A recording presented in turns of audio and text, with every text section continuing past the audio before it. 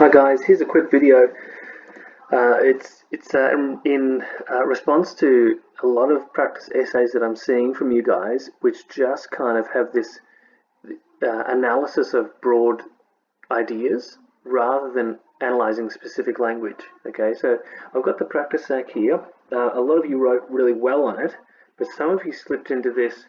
I'm going to quote sections of the text and simply analyze the whole idea rather than quoting it in order to analyze the language within the quote. Okay, so guys, this is "Don't be fooled, Megxit is for no other reason but money." That is the contention there. Megxit is about money. So these guys are what is being argued here by Smith is that they're looking for money and their own money. This is a subheading here, so it's really obvious. Okay, this "don't be fooled" is repeated as well, so you can talk about repetition there if you like. So the repetition of "don't get fooled," what does that mean? What does that do, actually? So I'd quote it. The repetition of "don't get fooled," or "don't get" or "don't be fooled." What's the purpose of that? What's the effect? It makes me feel like Meghan and Harry are being underhanded. So that phrase actually undermines them as people and undermines their integrity. And if so, that's the effect. And if I feel like their integrity is undermined, then I feel like Megxit has been unfair on taxpayers, and these guys are just selfish. Okay, they're just selfish royals. Okay, have a look at the "doughy-eyed." Look, I'm going to quote "doughy-eyed." I don't know what that is. You know, what could I say is that device or technique? I could say it's negatively connotated language. Doughy-eyed. If you're not sure what that is, look it up. Like, go onto Google or a dictionary and look up "doughy-eyed." She's looking like she's sad, or the cries of harassment. She's crying that she's being harassed by the unruly press. So this makes her seem like childish. So I'd quote that: the cries of harassment. Who cries? Babies cry. Okay, so this paints her in a bad light, as though she is a child, and she should just put up with what the British press do to her. So this part, I kind of chunked it there. I said that was a chunk. Well, I guess you could, yeah, I guess that's the quote. That's the chunk there. And within that, I'd talk about this too. Okay, I'd talk about the image. But let's look at what other bits that you could talk about. Piddly, 2 million. There's a juxtaposition there. Piddly £2 million a year allowance was that Harry was on. So for anyone reading it, the audience, £2 million is a lot of money. It's more money than they'll probably make in 10 years. Okay, or more than that, or way more than that. So it makes them seem selfish and greedy. And this piddly is sarcasm.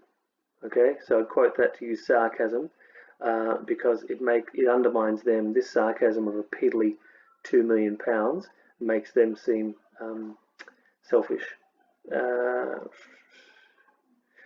As a celebrity pair wrapped up their last official engagements in the UK this week, you could tell they aren't thick. Okay, so you could talk about "you could tell."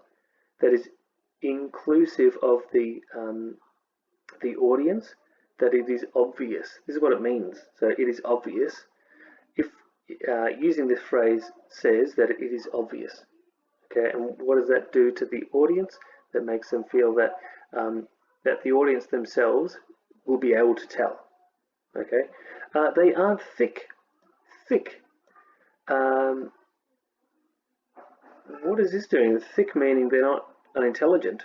So you could maybe quote the word "thick." They aren't thick, meaning not that they're intelligent, but actually they're devious.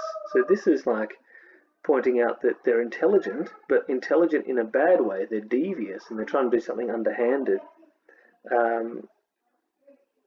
Yeah, so there's some things. You need to quote specific language and then describe what that word does, okay, to the audience. Another thing I wanted to do is just jump in we've got this. Many of you analysed this really well. Some of you left it out of your discussion completely. So don't do that. You'll lose a lot of marks if you leave the cartoon out or the secondary text. But can you do this? Can you compare his face to and that kind of glamorous look that she's got? Like she's posing, she's putting on this pose like a model, like a wealthy person who's used to being photographed all the time. So compare that with the language I just talked about there. The celebrity pair. They call them the celebrity pair rather than the royals. So you could compare that celebrity pair, that word, with the look, that pose that she's doing. Okay. What else could you do? The doughy-eyed. Could you compare doughy-eyed to that cartoon? Could you compare brand power to that cartoon? You see what I'm doing? I'm just picking words that are associated, that they are similar to what I see in the cartoon, and then in my paragraph about the cartoon, I'm going to do some comparison with what Smith has done compared to the illustrator here. And tomorrow you might get a cartoon that has a similar viewpoint on Megxit, or it has a different one. Okay, but in that way you can contrast how the royals are being portrayed in the article and how they're being portrayed in the cartoon. Guys, I hope that was helpful for you. Good luck tomorrow, and you're going to be great. See ya.